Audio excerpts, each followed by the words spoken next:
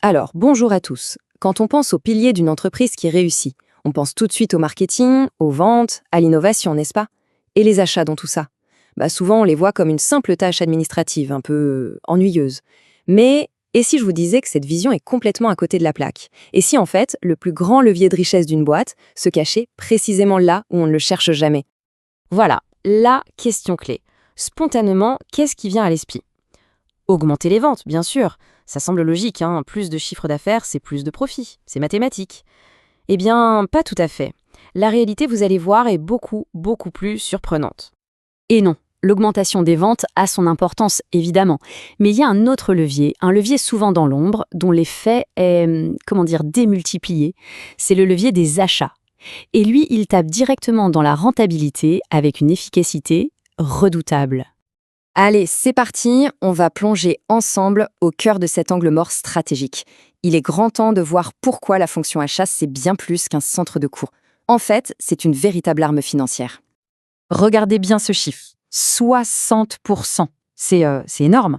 En moyenne, jusqu'à 60% du chiffre d'affaires d'une boîte part en achat, qu'il s'agisse de biens ou de services. Autrement dit, plus de la moitié de l'argent qui rentre repart aussitôt chez les fournisseurs. Là, tout de suite, on commence à saisir l'ampleur du truc, non? Et là, on a la preuve en image. C'est ça, le fameux effet de levier.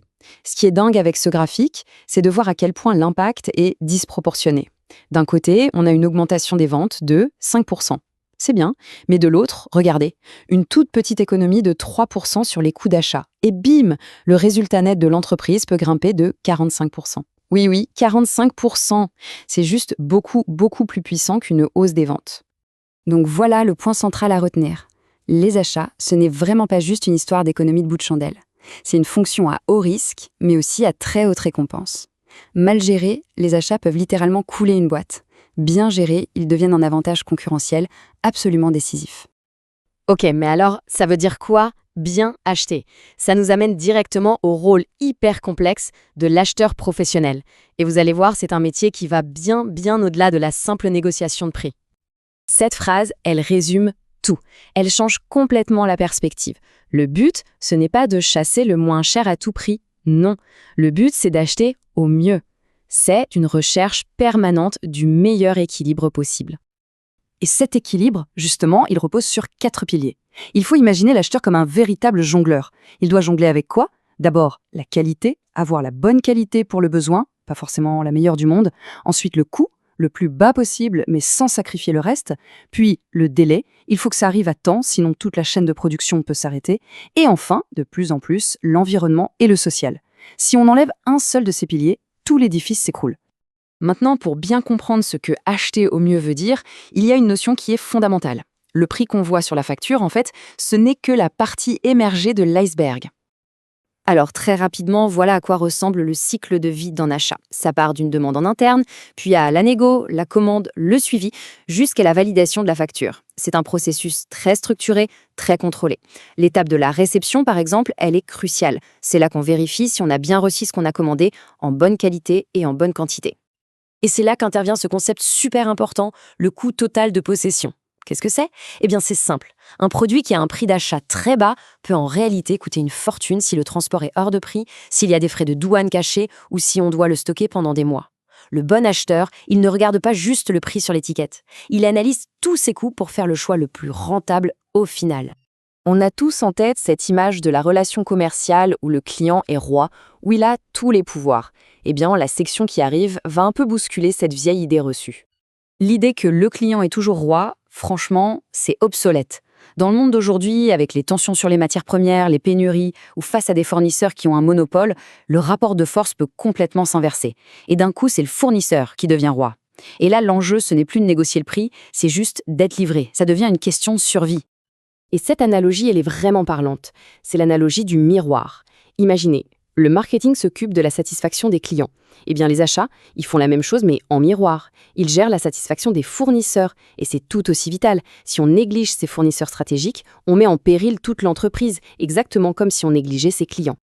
Bon, maintenant qu'on a bien compris l'importance des achats et la complexité des relations avec les fournisseurs, la question c'est comment on organise tout ça? Comment les entreprises structurent cette fonction qui est si stratégique? Alors là, on touche à un dilemme classique. D'un côté, on a les achats centralisés. On regroupe tout pour avoir plus de poids dans les négos et mieux contrôler. Le problème, ça peut être lent, un peu rigide. De l'autre côté, les achats décentralisés. Chaque site, chaque département se débrouille. C'est beaucoup plus réactif, plus proche du terrain. Le risque, on perd le contrôle, on achète n'importe comment et on gaspille de l'argent. Alors, comment on fait? La solution aujourd'hui, c'est un modèle hybride, et c'est la technologie qui rend ça possible. L'idée est simple, on centralise les achats qui sont vraiment stratégiques, les gros volumes, et on laisse de l'autonomie aux équipes locales pour les petits besoins urgents, mais avec un cadre, une limite.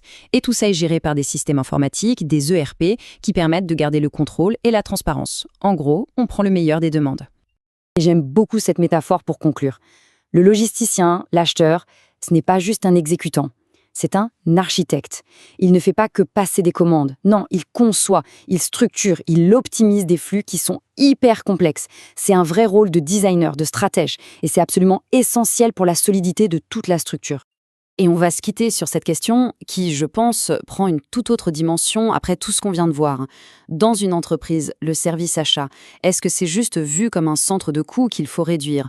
Ou est-ce que c'est perçu comme une véritable arme stratégique? La réponse à cette question en dit très très long sur la maturité d'une organisation et sur ses chances de réussir. Car souvent, la clé de la rentabilité, elle est cachée juste là.